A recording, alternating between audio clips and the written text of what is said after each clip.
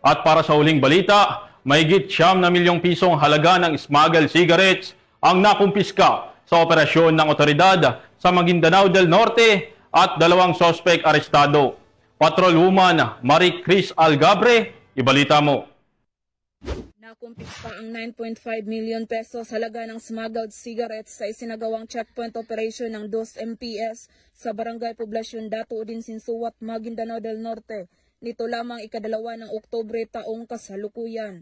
Kinilala ni Police Lieutenant Colonel Ismail Madin, Chief of Police ng Dato Udin Sinsuat Municipal Police Station, ang mga sospek na sina alias Ray, 22 anyos at si alias Andro, 26 anyos na pawang residente ng New Isabela, Tacurong City.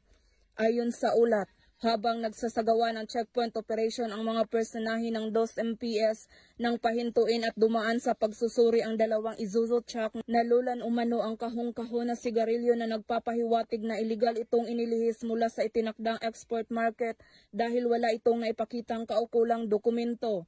Na-recover mula sa mga suspect ang kabuuang 266 na kahon ng iba't ibang brand ng smuggled cigarettes na kinabibilangan ng 36 kahon ng Canon cigarettes at 230 na kahon na pinagsamang brand ng Green Hills at Bruce na nagkakahalagang 9,500,000 pesos. Ang mga sospek at mga nakumpiskang ebidensya ay kasalukuyang nasa kustudiya ng 2 MPS para sa wastong disposisyon at posibleng mahaharap ang mga ito sa kasong paglabag sa Republic Act 10863 o Customs Modernization and Tariff Act. Ang operasyon ay bahagi ng kampanya kontra smuggling. Hinimok ng kapulisan ng publiko na makipagtulungan sa pagbibigay ng impormasyon at tiniyak na magpapatuloy ang operasyon para sa ligtas at maayos na kalakalan sa Bangsamoro.